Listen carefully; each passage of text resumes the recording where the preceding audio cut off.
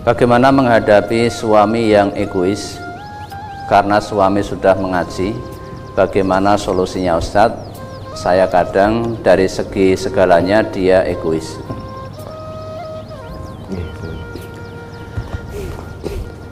Panjenengan menganggap suami egois itu yang seperti apa? Jangan-jangan suami panjenengan sudah juga menganggap panjenengan egois. Nah tadi dikatakan semuanya sudah sama-sama ngaji, berarti sudah sama-sama dicelup dengan ayat-ayat Allah, sudah dicelup dengan sunnah-sunnah Rasulullah. Nah kalau sudah dicelup dengan ayat dan sunnah Rasulullah, sudah paham, ya tinggal diamalkan bersama-sama. Wong sudah sama-sama dicelup dengan ayat dan sunnah-sunnah Rasulullah, sudah sama-sama paham.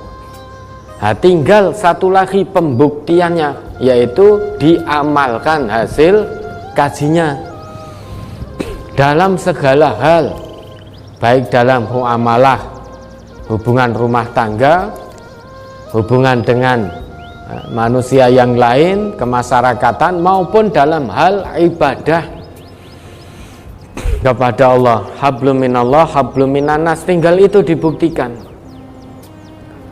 Apalagi ini suami istri ngajinya di tempat kajian yang sama, pemahamannya sama. Kok masih ada perselisihan yang tidak bisa diselesaikan? Katanya sudah dicelup dengan Quran, katanya sudah dicelup dengan sunnah. Padahal perintah Allah, fa in tanaza'tum fi syai'in farudduhu ilallah wa rasul in kuntum tu'minuna billahi wal yaumil akhir. Maka rujukkan perselisihan itu. Apalagi ini suami istri sudah ngaji semua, ngaji di tempat kajian yang sama, punya pemahaman yang sama, kok tidak bisa rujuk pada Quran, pada hadis-hadis Nabi yang sahih? Nah, berarti ini belum saling mengamalkan. Maka perlu saling mengamalkan. Jadi ngaji itu tidak hanya untuk mencari pengetahuan. Kalau untuk mencari pengetahuan ya tidak ada manfaatnya. Pengetahuan itu ya, dalam Islam butuh pengamalan. Pengamalan terhadap pengetahuan, kebenaran dan kebaikan butuh kesabaran. Kesabaran butuh nasihat menasehati.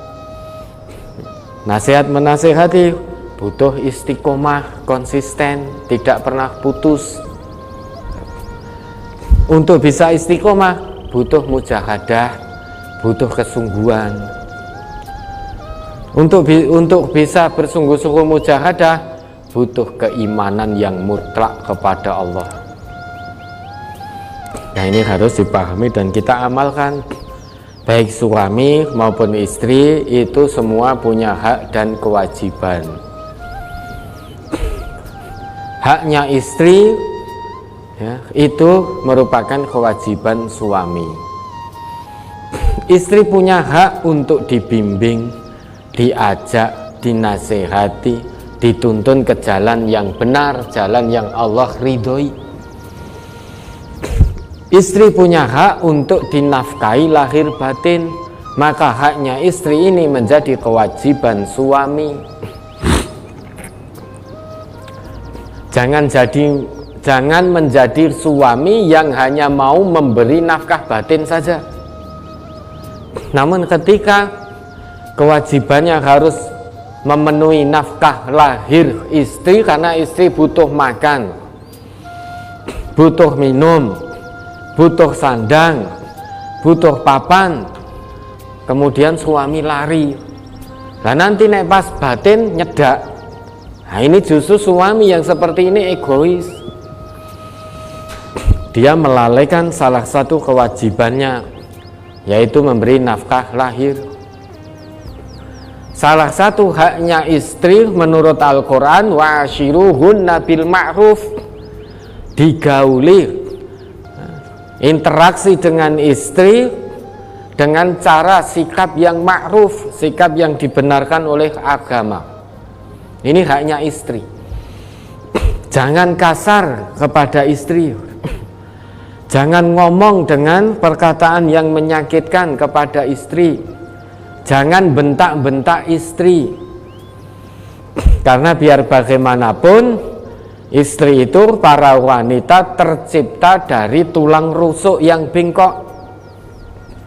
Kata Nabi kita, istausu bin nisa'i, nasihatilah para istri. Fa innal mar'ata khuliqat min dhila', karena sesungguhnya perempuan, wanita, para istri itu tercipta dari tulang rusuk yang bengkok. Wa inna a'waja syai'in fid dhila'i a'lahu, itu kata Nabi. Dan sesungguhnya sebengkok-bengkok atau yang paling bengkok dari tulang rusuk adalah a'lahu, bagian atasnya itu yang paling bengkok. Fa in dhahabta tuqimuhu kasartahu. Kalau kamu ingin meluruskan dengan cara kasar, dengan bentak-bentak, ngamuk, kemudian dengan kata-kata yang menyakitkan, maka kasartahu. Istri tidak akan lurus, rusuknya tidak akan menjadi lurus, maka akan menjadi patah. Dalam hadis lain, patahnya itu wakasruha tolakuha, yaitu perceraian, itu patah.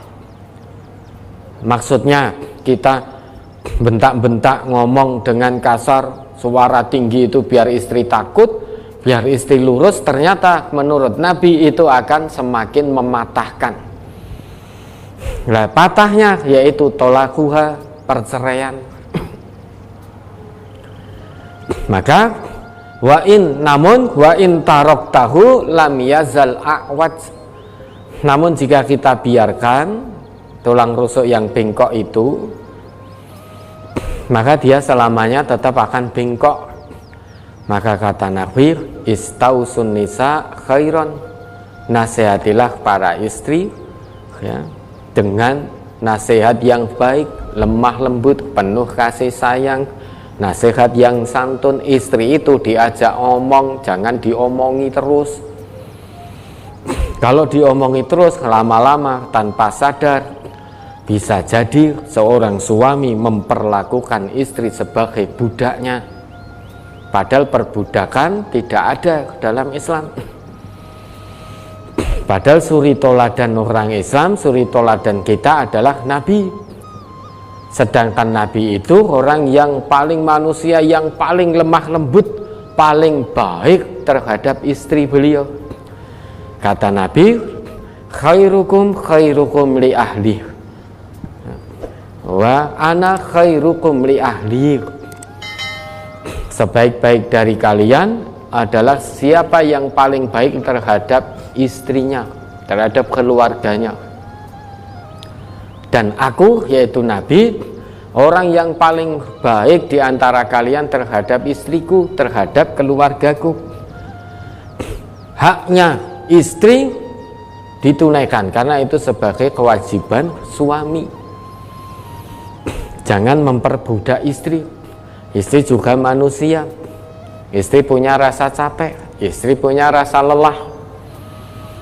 Jangan, maka melihat dulu ya, lihat dulu istri dalam keadaan hamil tua, wahnan ala wahnin, lemah bertambah lemah. Nah, ini suaminya egois, Bu, padahal membawa perutnya saja sudah luar biasa, bangun dari tempat tidurnya saja sudah genteyongan seperti itu. Nah, suami yang baik tentu akan mengerti keadaan istri. Tidak mungkin, Bu, mbok kuwi dipel-pel gitu, disapu, siapkan makan, siapkan minuman, padahal istri sudah genteyongan, berat sekali. Masa suami masih nyuruh istrinya untuk ngepel, nyapu ini, padahal sudah hamil sangat berat. Kalau memang istri mampu tanpa disuruh, dia akan tahu kewajibannya menjaga kebersihan rumah suaminya. Tanpa disuruh dia akan lakukan itu. Itu istri yang baik, tahu kewajibannya. Nah, ini karena ada udzur syar'i sudah tidak kuat betul. Kalau dipaksakan bisa membahayakan janin dan dirinya. Nah, istri menolak halus suaminya. Wah, istri durhaka, tidak taat pada suami, diperintah tidak taat padahal ada udzur syar'i. Lah suami yang begini suami yang egois. Lah egoisnya bagaimana dulu contohnya? Kalau hanya mau memberi nafkah batin, sedangkan lahirnya tidak mau, maka ini suami egois. Nah, maka hak istri itu kewajiban suami, semuanya harus ditunaikan. Begitu pula hak suami itu merupakan kewajiban istri. Menurut Al-Quran, suami itu harus ditaati selama benar, tidak melanggar syariat. Ada kabar gembira bagi para istri, diizinkan oleh Allah nanti berdasarkan apa yang dijanjikan oleh Nabi untuk memasuki surganya Allah dari pintu manapun yang dia suka. Kabar gembira ini tidak berlaku bagi laki-laki. Ini menurut Nabi hanya berlaku, dalam hadis itu disebutkan hanya berlaku bagi seorang istri.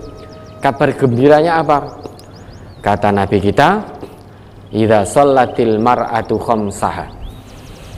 Jika seorang perempuan, seorang wanita, seorang istri itu istiqomah konsisten mendirikan sholat 5 waktu dan sholatnya berfungsi betul tanha anil fahsya wal munkar, wa shomat syahroha, dan puasa Ramadan sehingga puasanya bisa membawa dirinya menuju ketakwaan Allah, kepada Allah, wa hassonat farjaha, dan menjaga kehormatan kemaluannya. Artinya kemaluannya hanya untuk suaminya yang halal secara syariat. Wa ata'at ba'laha, dan dia taat, mentaati suaminya selama suaminya tidak menyimpang dari ketetapan Allah dan Rasulnya. Maka kata Nabi kita, dakholat min ayyi abwabil jannati sya'at, dia diizinkan kelak untuk masuk surganya Allah, milih dari pintu surga mana saja yang dia ingin, yang dia sukai untuk melewatinya. Dari pintu ini, pintu ini, pintu ini, pintu ini, semuanya dibuka untuk para istri yang masuk kriteria tadi. Sholat 5 waktunya tertib, puasa Ramadannya tertib, kemudian menjaga kemaluannya hanya untuk suaminya, kemudian mentaati suaminya selama suaminya tidak menyimpang dari ketetapan Allah dan ketetapan Rasulullah. Itu diberi janji oleh Nabi, dibolehkan untuk memasuki surganya Allah dari pintu manapun yang dia sukai. Nah, maka hak suami merupakan kewajiban istri. Maka istri juga jangan berlaku egois, tunaikan dengan maksimal apa yang menjadi kewajibannya, karena itu hak suami. Salah satu kewajiban istri dan itu menjadi hak suami menurut Nabi, sebaik-baik wanita man tasurru idza nadoro, khairun nisa'i man tasurru idza nadoro. Sebaik-baik istri, sebaik-baik wanita itu menyenangkan jika dilihat suaminya. Lah sekarang banyak yang tidak begitu, Ustaz. Mau pergi keluar rumah, mau ke mall, mau belanja, mau kerja, mau ketemu temannya, dandannya luar biasa. Ya. Milih bajunya lama, milih tasnya lama, dimatchingkan baju, tas, bahkan maskernya disamakan warnanya juga. Taren juga kepada suaminya, Pak atau Mas, ini kira-kira saya pantas pakai baju warna biru atau coklat ya? Suaminya sudah jawab, oh biru itu lebih pantas untuk mudik. Sudah tanya, sudah dijawab, istrinya masih jawab, kayaknya tidak ya Mas, kayaknya coklat yang lebih pantas. Oh ya sudah, berarti coklat itu lebih pantas. Sudah dijawab begitu, diiyakan masih belum terima. Nah, ini bentuk bahwa istri itu tercipta dari tulang rusuk yang bengkok. Lho Mas niki pripun to kok anu plin-plan niki sing patut sing biru napa sing coklat? Wau ngendikane biru, sek niki coklat, padahal yang ngomong coklat dia sendiri. Pertama tanya, ini kula patut ngagem biru napa coklat? Dijawab biru, tidak terima. Ketinggalan mboten, ketinggalan kula langkung pantas, lebih pantas pakai warna coklat. Oh ya sudah, suaminya jawab coklat berarti lebih baik. Istrinya masih protes, lho sing leres sing pundi to, biru napa coklat? Nah. Terus suaminya, ya wis sak karepmu. Lho niki ditekoni tenanan kok, niki sing pundi, bingung. Nah, tiba-tiba keluar pakai warna pink, tidak biru, tidak coklat. Ketika pink, suaminya senyum, padahal senyum tok. Nah, istrinya pripun boten pantes toh, itu mau keluar gitu loh. Akhirnya dilepas lagi, bingung, milih baju untuk keluar saja bingung, belum lagi milih lipstiknya sing patut sing pundi, sing abang apa rodok coklat, apa rodok ijo, apa rodok biru abange. Itu bingung. Tasnya sing pundi, oh sing ini saja, oh sing ini, sepatunya yang mana, yang ini saja. Wah kalau ini tidak sama, wah biar matching sama lah. Sekarang pandemi, maskernya juga harus sama. Sama semua dari atas ke bawah, bingung untuk dilihat orang lain. Begitu pulang ke rumah, dilepas semua, copot semua pakai daster amoh. Pakai daster amoh, sobek sininya, sobek sananya. Tadi mau keluar dandan secantik mungkin. Begitu sampai rumah, dihapus, dibrusak. Suaminya minta, mbok nek ning omah ya dandan. Ah, ten ngomah wis mung karek turu, karek anu. Nek kersa nggih ngeten, nek mboten nggih pun man pados melih.